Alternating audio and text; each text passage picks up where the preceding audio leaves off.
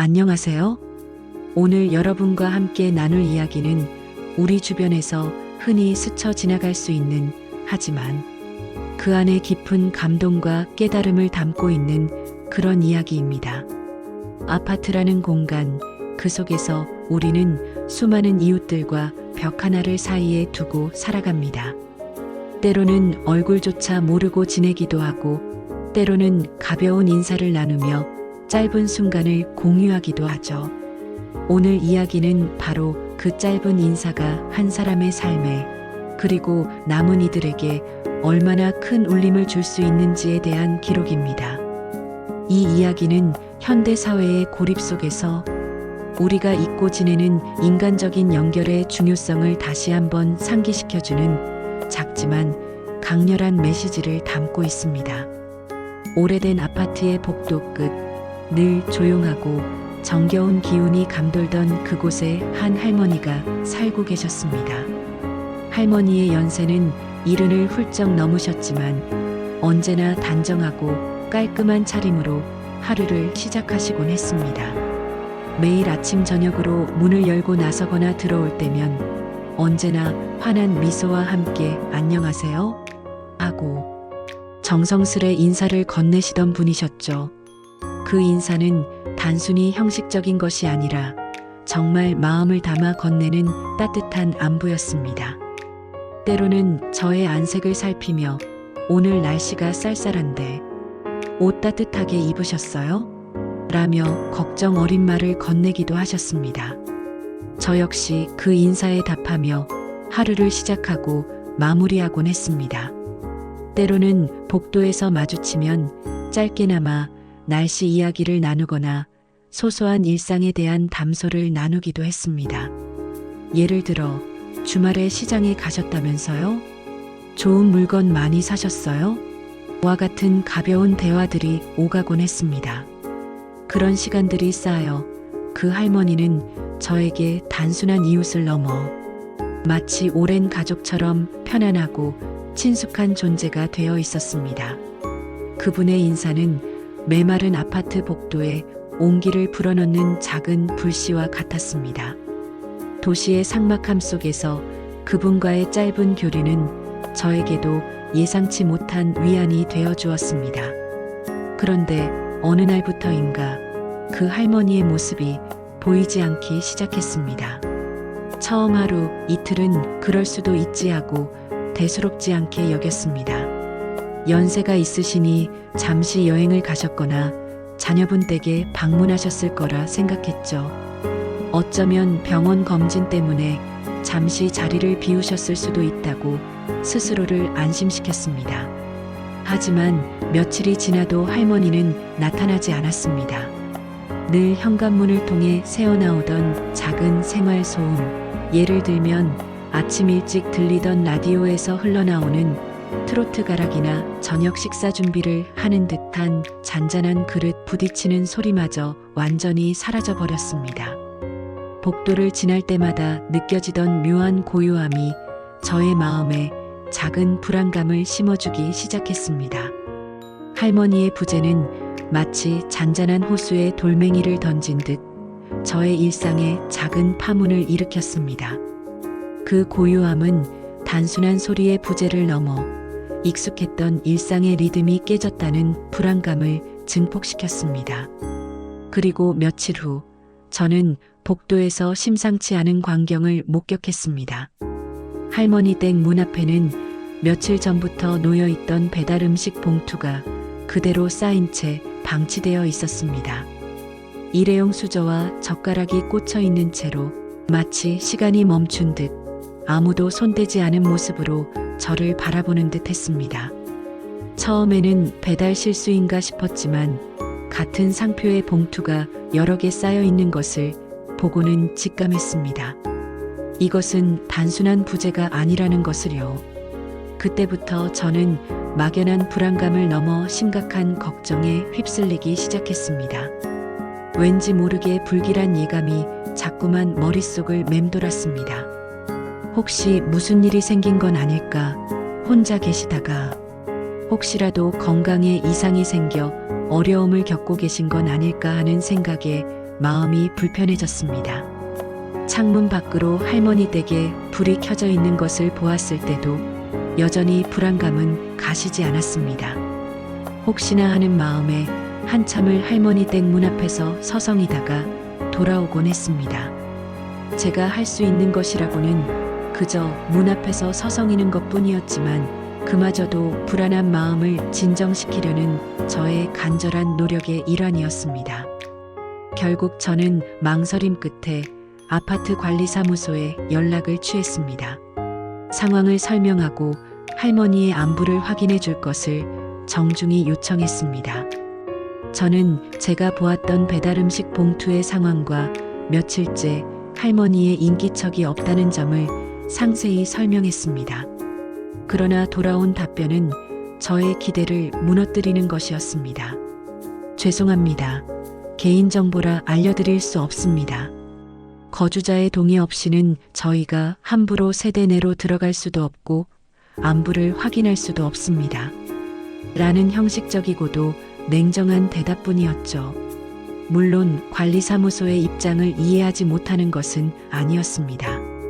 개인정보 보호와 사생활 침해 문제로 인해 그들이 취할 수 있는 조치에는 명확한 한계가 있다는 것을 알았지만 긴급한 상황일 수도 있는데 아무런 도움을 받을 수 없다는 사실에 저는 더욱 답답함을 느꼈습니다. 법적인 절차 없이는 함부로 개인의 거주지에 개입할 수 없다는 원칙이 이해되면서도 혹시 모를 위급한 상황 앞에서 제가 무력감을 느끼는 것은 어쩔 수 없었습니다. 저는 그저 발만 동동 구를 뿐이었습니다. 저는 할 수 있는 것이 아무것도 없다는 사실에 무거운 마음으로 집으로 돌아왔습니다. 그 후로도 며칠 동안 할머니 댁 문 앞을 지날 때마다 저는 왠지 모를 죄책감과 안타까움에 시달렸습니다. 혹시 내가 좀 더 일찍 관심을 가졌더라면, 뭔가 다른 방법이 있었더라면, 하다못해 초인종이라도 한번 눌러봤더라면 하는 생각들이 계속해서 저를 괴롭혔습니다. 그렇게 시간은 흘러갔고 할머니의 빈자리는 점점 더 현실로 다가오는 듯 했습니다. 복도 끝에 고요함은 더욱 깊어졌고 저의 마음속에도 알 수 없는 쓸쓸함이 자리 잡기 시작했습니다. 그 적막은 마치 할머니의 부재를 끊임없이 상기시키는 듯 했습니다. 마치 저의 일상 속 한 부분이 텅 비어버린 듯한 느낌을 지울 수 없었습니다. 저는 그저 할머니가 무사히 돌아오시길, 그리고 다시금 밝은 미소로 안녕하세요 하고 인사를 건네주시길 간절히 바랄 뿐이었습니다. 그러던 어느 날 오후였습니다. 늦은 오후 창밖으로 서서히 어둠이 깔리기 시작하고 저는 집에서 조용히 책을 읽고 있었습니다. 그때였습니다. 갑자기 집 초인종이 울렸습니다. 전혀 예상치 못한 방문이었기에 저는 조금 놀라 심장이 두근거리는 것을 느끼며 문을 열었습니다. 문 앞에는 처음 보는 남녀 두 분이 서 있었습니다.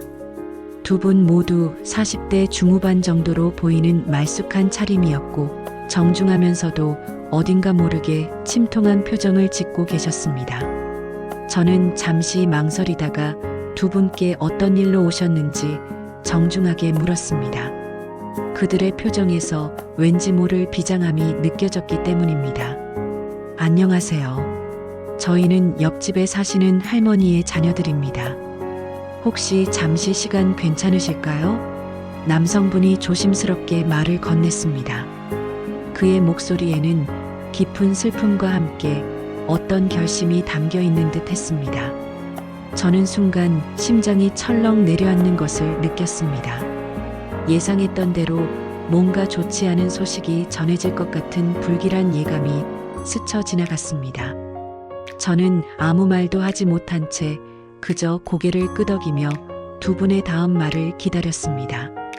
이미 마음속으로는 최악의 상황을 상상하고 있었는지도 모릅니다. 남성분이 조심스러운 목소리로 말을 이어갔습니다. 어머니가 며칠 전 병원에서 마지막 순간을 맞으셨습니다. 그 그의 목소리는 슬픔을 애써 억누르는 듯 떨렸습니다.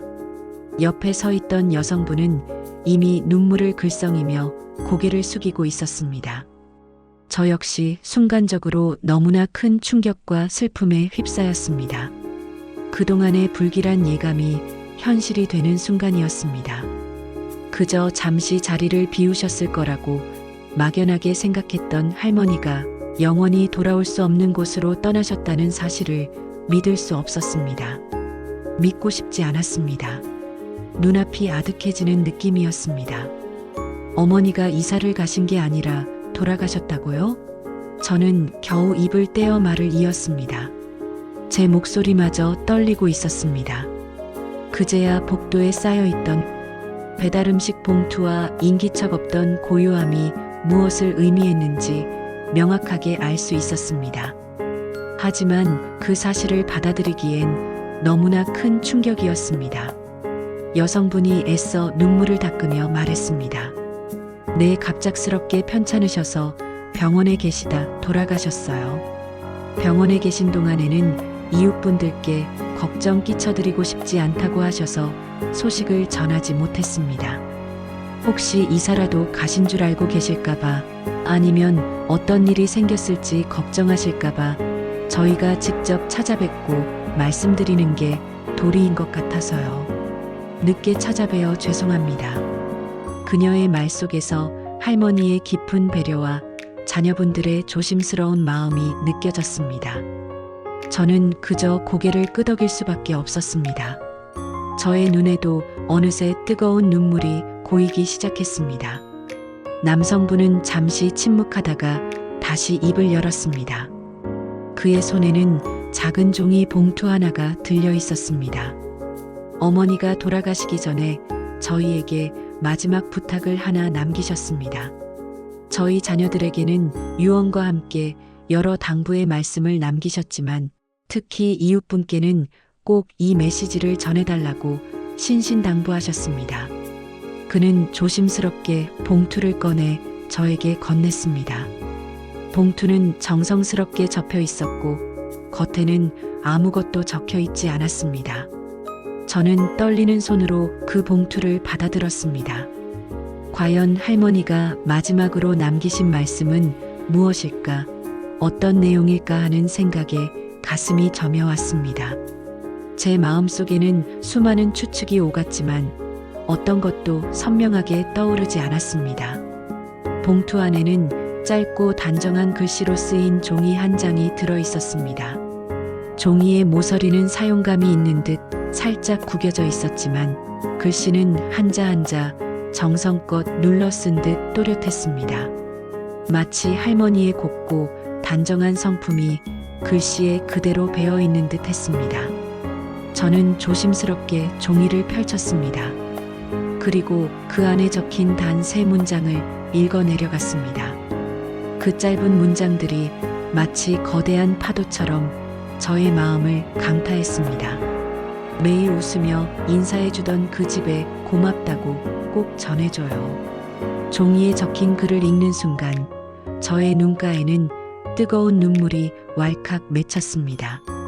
주체할 수 없는 슬픔과 함께 말로 형용할 수 없는 감동이 밀려왔습니다. 할머니의 마지막 말씀은 거창한 유언이나 특별한 부탁이 아니었습니다. 그저 매일 아침 저녁으로 나누었던 사소한 인사, 그 작은 행동에 대한 진심 어린 감사의 마음이었습니다. 제가 별 생각 없이 건넸던, 어쩌면 습관적으로 내뱉었던 그 인사가 할머니에게는 그토록 큰 위로와 행복으로 다가갔다는 사실에 저는 한없이 먹먹해졌습니다. 저의 작은 인사가 한 사람의 삶에 그렇게 큰 의미를 가졌다는 사실이 놀랍고도 감사했습니다. 그 인사가 할머니의 외로운 일상에 작은 빛이 되었을 것이라는 생각에 가슴 한편이 아련해졌습니다. 남성분은 제 옆에서 조용히 말을 이었습니다. 어머니가 병원에 계실 때도 가끔 옆집 이야기를 하시곤 했어요. 매일 아침 저녁으로 환하게 웃으며 인사해주는 이웃이 있어서 얼마나 고마운지 모른다고요. 그 인사가 하루를 시작하고 마무리하는 큰 힘이 되었다고요. 특히 혼자 계실 때 그 인사가 큰 위안이 되었다고 여러 번 말씀하셨습니다. 여성분 역시 네, 저희가 자주 찾아뵙지 못해서 항상 죄송한 마음이었는데 옆집 이웃 덕분에 어머니가 외롭지 않으셨을 거라고 말씀하시곤 했어요. 저희가 드리지 못한 따뜻함을 이웃분께서 채워주셨다며 감사해 하셨습니다. 마지막까지 저희에게 그 감사 인사를 꼭 전해달라고 부탁하셨습니다. 라며 눈물을 흘렸습니다. 자녀분들의 진심 어린 말 속에서 할머니가 얼마나 순수하고 따뜻한 마음을 가진 분이셨는지 다시 한번 느낄 수 있었습니다. 저는 아무 말도 할 수 없었습니다. 그저 눈물을 닦아낼 생각도 못한 채 하염없이 눈물을 흘리고 있었습니다. 제 볼을 타고 흐르는 눈물은 슬픔의 눈물이자 깨달음의 눈물이었습니다. 일상의 작은 행동, 별것 아니라고 생각했던 저의 인사가 누군가의 삶에 그토록 큰 의미가 될 수 있다는 사실에 저는 깊은 깨달음을 얻었습니다. 우리는 종종 특별하고 거창한 일만이 의미 있다고 생각하지만 때로는 가장 사소하고 평범한 일들이 오히려 더 큰 울림을 줄 때가 있습니다. 할머니의 마지막 말씀은 바로 그 진리를 저에게 일깨워 주었습니다. 우리가 무심코 지나치는 순간들 속에 얼마나 소중한 가치들이 숨겨져 있는지, 그리고 그 가치를 찾아내고 실천하는 것이 얼마나 중요한지를 말입니다. 저의 작은 인사가 할머니의 마지막 순간까지 큰 위안이 되었다는 사실은 저에게 삶의 새로운 의미를 부여해 주었습니다. 그날 이후 저는 세상을 바라보는 시선이 조금은 달라졌습니다. 아파트라는 공간은 수많은 개인이 모여 사는 익명의 공간이기도 하지만 동시에 서로가 서로에게 작지만 소중한 영향을 주고받을 수 있는 곳이라는 것을 다시 한번 깨달았습니다. 우리는 늘 바쁘게 살아가며 옆집 이웃에게 무관심하거나 혹은 너무나 당연하게 그 존재를 여기는 경향이 있습니다. 현대 사회의 편리함과 효율성은 때때로 우리를 고립시키고 옆 사람의 존재를 망각하게 만듭니다. 하지만 할머니의 마지막 흔적은 저에게 잊혀지는 관계들 속에서 서로에게 남길 수 있는 따뜻한 마지막 흔적의 중요성을 가르쳐 주었습니다. 거창한 선물을 주거나 대단한 도움을 주는 것만이 이웃과의 관계를 형성하는 것은 아닙니다. 그저 스쳐 지나가며 건네는 따뜻한 인사 한마디, 미소 한 번, 안부 한 번이 누군가에게는 하루를 살아갈 힘이 되고 외로움을 덜어주는 큰 위로가 될 수 있다는 것을 말입니다. 이러한 작은 연결고리들이 모여 우리의 삶을 더욱 풍요롭고 의미 있게 만들어줄 수 있다는 것을 저는 할머니를 통해 깨닫게 되었습니다. 물론 현대 사회에서 이웃과의 깊은 관계를 맺는 것이 쉽지 않은 일이라는 것을 잘 알고 있습니다. 개인의 프라이버시가 중요시되고 각자의 삶에 몰두하며 살아가기 때문이죠. 도시의 삶은 익명성을 보장해주지만 동시에 고독감을 안겨주기도 합니다. 하지만 그렇다고 해서 우리가 서로에게 완전히 무관심해도 된다는 의미는 아닐 것입니다. 오히려 이런 시대일수록 작은 관심과 배려가 더 큰 가치를 지닐 수 있습니다. 한 사람의 작은 행동이 또 다른 사람에게는 삶의 희망이 될 수 있다는 것을 할머니의 이야기는 분명히 보여주고 있습니다. 우리는 모두 연결되어 있고 서로에게 긍정적인 영향을 줄 수 있는 잠재력을 가지고 있습니다. 그 잠재력을 발휘하는 가장 쉬운 방법이 바로 따뜻한 인사와 작은 미소라는 것을 저는 깨달았습니다. 옆집 할머니는 저에게 삶의 마지막 순간에도 타인에 대한 감사의 마음을 잊지 않는 아름다운 모습을 보여주셨습니다. 그분은 비록 세상을 떠나셨지만 저의 마음속에는 영원히 잊히지 않을 따뜻한 흔적을 남기셨습니다. 그리고 저에게는 별것 아니라고 생각했던 저의 작은 행동이 누군가에게는 큰 의미로 다가올 수 있다는 것을, 그리하여 이웃과의 관계 속에서 우리가 얼마나 큰 영향을 주고받을 수 있는지를 일깨워 주셨습니다. 이 경험은 저의 삶에 깊은 교훈을 주었으며 앞으로 제가 살아가는 방식에도 영향을 미칠 것입니다. 저는 이제 더 이상 이웃과의 관계를 당연하게 여기지 않을 것입니다. 오히려 적극적으로 따뜻한 마음을 나누고 작은 정을 베풀기 위해 노력할 것입니다. 할머니께서 보여주신 인간적인 온기를 저 또한 다른 이들에게 전달하고 싶다는 강한 열망이 생겼습니다. 이 이야기는 아파트 생활 속에서 잊혀지는 관계들, 그리고 서로에게 남길 수 있는 따뜻한 마지막 흔적이 얼마나 소중한지에 대한 깊은 여운을 남깁니다. 바쁜 일상 속에서도 잠시 멈춰서서 우리 주변을 둘러보고 옆집 이웃에게 따뜻한 미소와 인사를 건네는 것이 어떨까요? 그 작은 행동이 누군가에게는 하루의 행복이 되고 외로움을 이겨낼 힘이 될 수도 있습니다. 그리고 언젠가 우리도 누군가에게 그런 따뜻한 마지막 흔적을 남길 수 있기를 바랍니다.